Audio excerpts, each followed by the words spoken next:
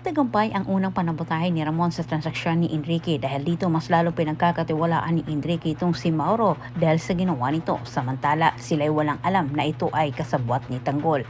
Parang si Marites naman ang nag-udyok kala Tanggol na sulusubin na nga ang mansyon ng mga Guerrero dahil sa kanyang pag-alala dito kay Santino.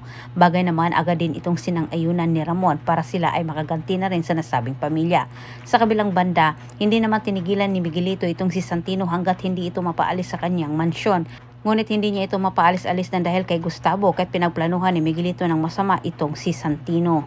Samantala dahil sa mga Garcia bilang na ang mga araw sa mga Guerrero sa City Hall at ganun din itong si Rigor sa presinto. Dahil sa pagkilos ni Garcia at Mauro, unti-unti na nilang makukuha ang ebidensyang kailangan ni Tanggol na magdidiin sa mga Guerrero na walang kamalay-malay ang nasabing pamilya. Muling nagkakasagutan naman itong si Rigor at Hector dahil laking pagtataka nila sa improvement ni Rigor. Alam na nila na ito ay tumatanggap ng pera. Ngunit itong si Hector kahit hindi man ito kaalyado ni Tanggol at galit din siya kay Tanggol, tilang siya din ang gumagawa ng paraan para matulungan itong si Tanggol at mawala si Rigor sa posisyon nito na kung saan ang pagtanggap ni Rigor ng suhol sa mga iligal na gawain gagamitin ito ni Hector para maisakatuparan ang kanyang plano na tanggalin itong si Rigor sa posisyon. Hindi pumayag itong si Tanggol sa gusto mangyari ni Ramon. Anya nito hindi pa sila handa at baka ito ay ikakapahamak umano nilang lahat.